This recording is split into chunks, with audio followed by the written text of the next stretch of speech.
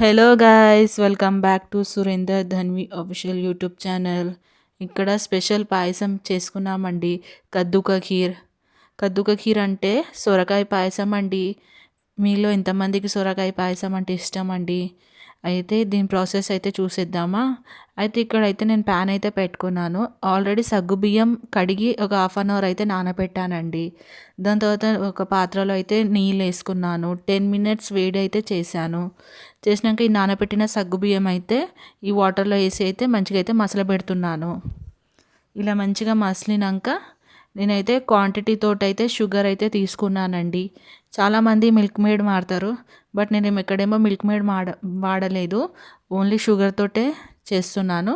అయితే సగ్గుబియ్యంని కలుపుతూనే ఉండాలండి, ఎందుకంటే ఇది ఒకటికొకటి అంటుకొని జర చిక్కదనం అయిపోతుంది నీళ్ళంతా. అయితే కలుపుతూనే ఉండాలి. మనకి వాటర్ తగ్గినట్టు అనిపిస్తే మనం మళ్ళీ వాటర్ అయితే యాడ్ చేసుకోవాలా. అయితే సగ్గుబియ్యం ఫస్ట్ మంచిగా అయితే మెత్తగా అయ్యేటట్టు ఆ గింజ అనేది మొత్తము వాటర్ కలర్లో అయ్యేటట్టు అయితే మనమైతే మంచిగా అయితే బాయిల్ చేసుకోవాలా. ఇక్కడ నాకు కొంచెం వాటర్ తగ్గున్నట్టు కొడుతుంది.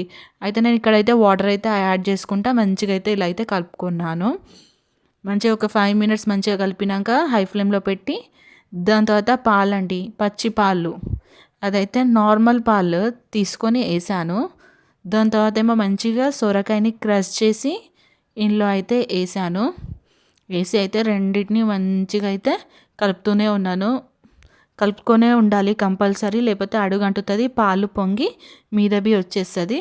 అయితే నేనేమో ఇక్కడైతే మంచిగా అయితే కలుపుకుంటూ ఉన్నాను. అయితే షుగర్ కోసం అయితే నేనైతే ఇక్కడైతే టేస్ట్ అయితే చూశాను. షుగర్ అయితే నాకు కరెక్ట్ అయితే సరిపోయింది.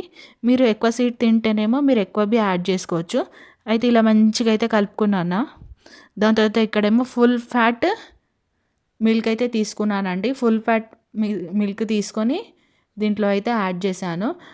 ఎందుకంటే దాంట్లో అనేది జర మీగడ బాగా వస్తుంది, జర నెయ్యి అనేది బాగా వెళ్తుంది, థిక్నెస్ బాగుంటుంది ఆ పాలది. అయితే అది నేను పచ్చపాలు వేసి అయితే మంచిగా అయితే ఇలా అయితే కలుపుకునే ఉన్నాను. దాని తర్వాత ఇక్కడేమో ఫ్లేవర్ కోసం కొంచెం ఇలాచీ పౌడర్ ఎక్కువ తీసుకోలేదు, ఒక 4 ఇలాచీలు వేసి మంచిగా క్రష్ చేసి అది యాడ్ చేశాను. ఇక్కడ కలుపుతూ ఉంటూనే ఉండాలా, ఎందుకంటే పొంగు అనేది మీదికి వచ్చేస్తుంది. ఇలా అయితే నేను కలుపుకునే ఉన్నాను. సగ్గుబియ్యము మంచిగా అయితే మనకు మెత్తబడే వరకు కలుపుకోవాలా. సొరకాయ ఇలా కలుపుకొని ఉంటూనే ఉన్నాను. దాని తర్వాతనేమో ఇక్కడేమో నెయ్యి అయితే తీసుకున్నాను. ఇక్కడనేమో ఫస్ట్ ఏమో నేను బర్రె నెయ్యి అయితే తీసుకున్నాను. దాని తర్వాత మంచిగా అయితే ఇలా కలుపుకొనే ఉన్నాను. 5 మినిట్స్ స్ట్రెస్ చేసి మళ్ళీ స్టార్ట్ చేశాను కలపడం. దాని తర్వాత ఏమో ఇక్కడనేమో ఆవు నెయ్యి అయితే వాడానండి కలర్ కోసము. ఆవు నెయ్యి, బర్రె నెయ్యి 2 కలిపి అయితే వేసాను టేస్ట్ కోసం. అయితే ఇలా అయితే మంచిగా అయితే కలుపుకున్నాను. కలిపేటప్పుడు అయితే స్మెల్ అయితే చాలా బాగా వస్తుంది, టేస్టీవి అయితే చాలా మంచిగా ఉంటుంది.